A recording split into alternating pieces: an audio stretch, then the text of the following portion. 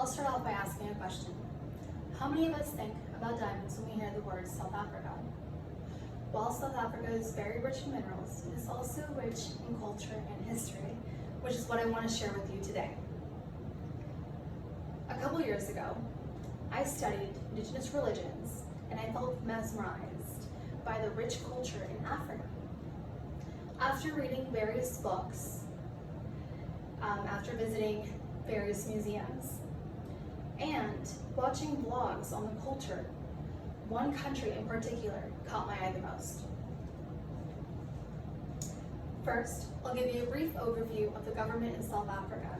Second, I will explain how their communication behaviors vary from those in the US.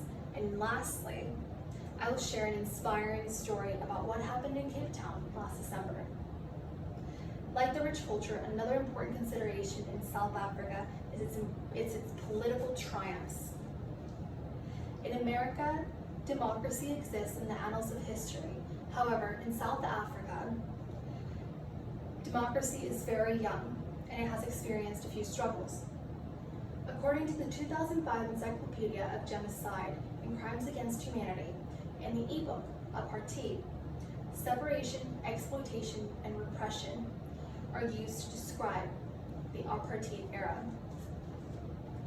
Apartheid was a policy that enforced a separation of races, and it was ruled by a white minority government. Finally, after 2 decades, this came to its end. The action led to the radical transformation of South Africa into a democratic society based on human dignity, equality, and freedom. Like the political history, another important consideration is the contrast in communication behaviors between South Africa and the US. When exploring the driving factors of culture in both countries, we will find that even though they share similar scores in long-term orientation, they each have their own distinct values. According to the 2020 Hofstede Insights country comparison entry between South Africa and the US, in the section long-term orientation, both countries score normative with low numbers. However, they're far from similar.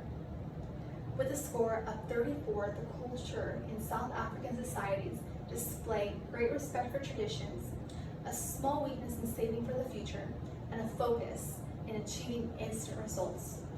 The US, on the other hand, has a lower score at 26. This is because Americans have very strong ideas about what is good and what is evil when it comes to the rights of governments versus states versus citizens. So far, I've discussed the political culture and long-term orientation.